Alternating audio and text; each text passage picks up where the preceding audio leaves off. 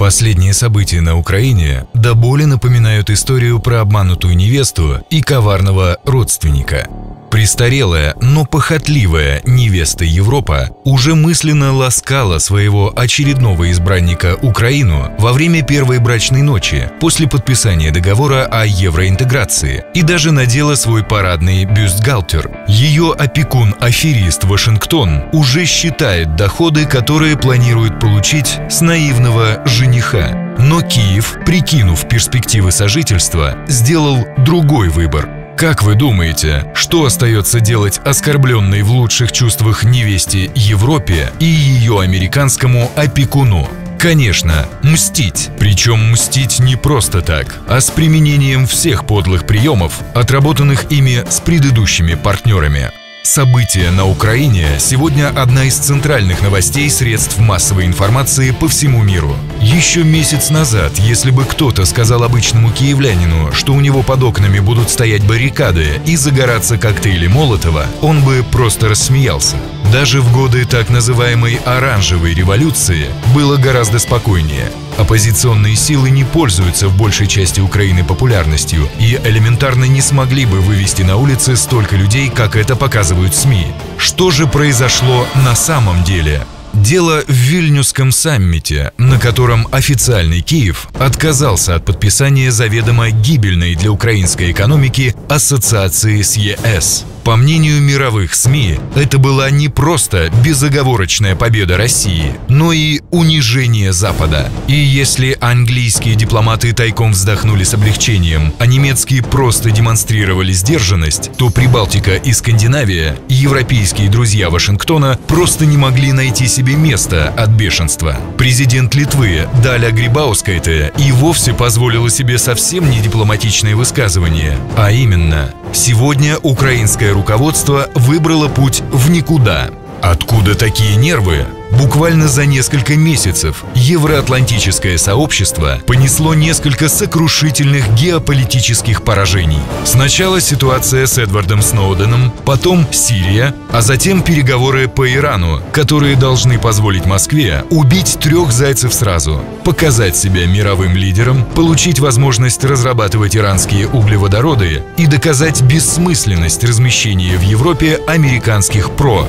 Вильнюсский саммит был задуман как реванш. Подписание ассоциации Украины с ЕС позволило бы разорвать традиционные экономические связи Москвы с Киевом, а сам Киев толкнуть впоследствии к вступлению в НАТО.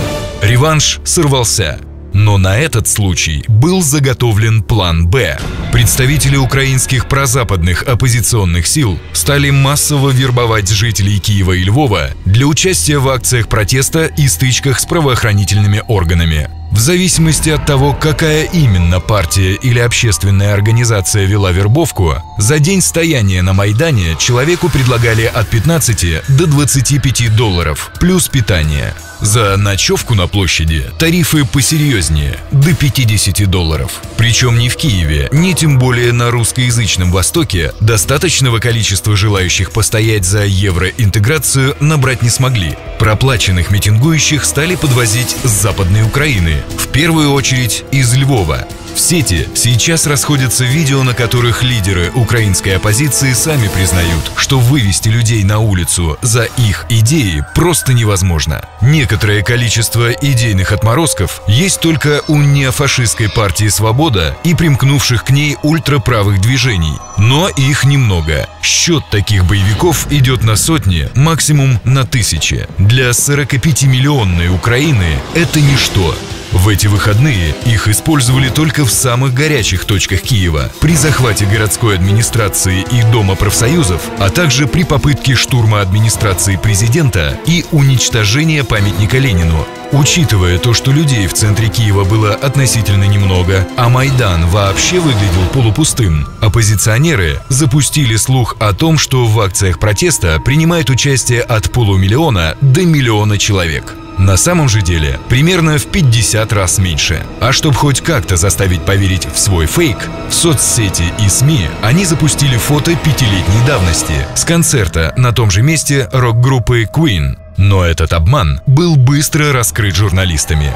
Вот только заигравшись с украинскими неофашистами и проплаченной пьяной массовкой, Запад не понимает, что пытается выпустить из бутылки того же джина, что и ровно 80 лет назад. Совпадения выглядят устрашающе. Тогда, проиграв по сути 7 выборов подряд и так и не сформировав большинство в парламенте, немецкие нацисты силой и интригами захватили власть в стране и получили чрезвычайные полномочия. В 1938 году в ходе Мюнхенского сговора страны Запада юридически оформили поддержку нацистов. Человечеству в итоге это стоило 70 миллионов жизней.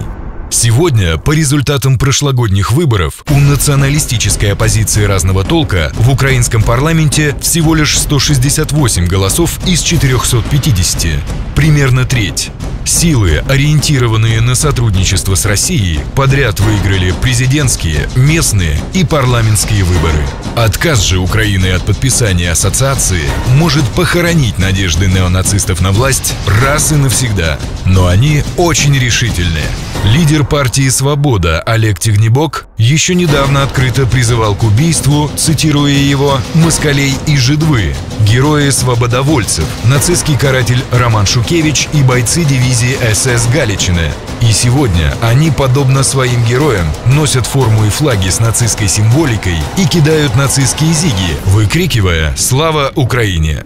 И при этом, судя по всему, они получают серьезную помощь извне. Содержание на Майдане даже 20 тысяч людей – это $1 миллион в сутки. И это не считая транспорта, связи, звукоусиливающей аппаратуры. У крупных украинских корпораций смысла поддерживать националистов нет. А личных денег того же Виталия Кличко и прочих лидеров европротеста на это явно бы не хватило. Тот же, по подсчетам немецких экспертов, имеет лишь около 15 миллионов евро. На то, кто финансирует европротест, прямо указывает то, к кому протестующие обращаются за помощью.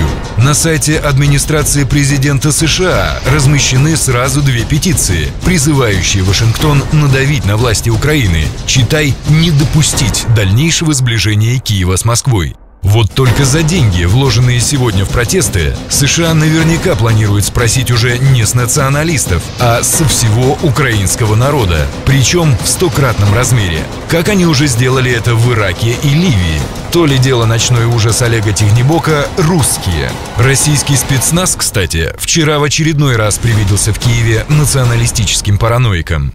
Но помогать Украине Москва собирается на самом деле определенно не спецназом. На Украине сейчас тяжелая ситуация, и там сейчас нужно заниматься развитием производства. Им требуется недорогой ресурс, чтобы запустить предприятие и продать произведенную продукцию. Думаю, что никто, кроме России, не сможет так быстро предоставить Украине нужные ресурсы и в таком объеме. Это заявил вице-премьер России Игорь Шувалов. Какое коварство! Теперь только остается смотреть, какие еще мерзости будет изобретать мстительная Европа со своими любовничками-нацистами из Незалежной и ее заокеанский опекун, больше похожий на сутенера.